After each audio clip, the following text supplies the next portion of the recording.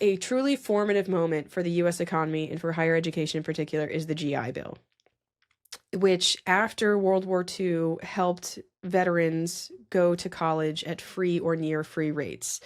And if you read histories of the GI Bill, one thing they'll tell you is they didn't necessarily let black people use it.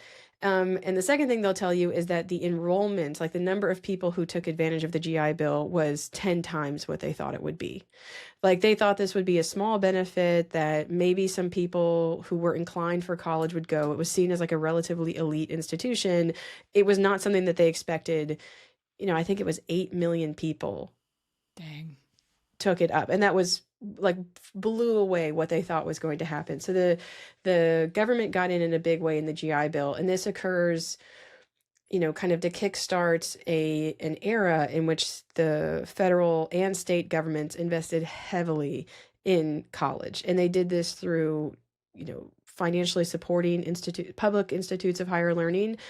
They built the U.S. community college system, which no other country has a community college system like we do. And a lot of them are very jealous of it. But we made these massive capital costs. They were trying to, like, they couldn't build campuses fast enough. And then they just pulled back.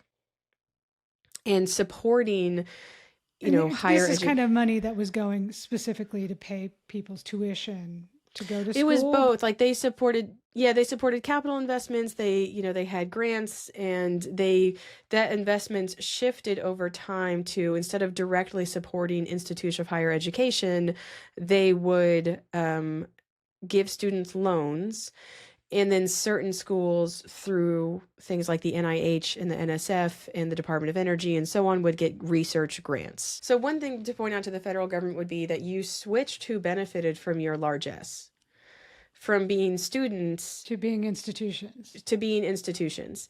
And then the second part of that would be, and you put absolutely no strings on that money.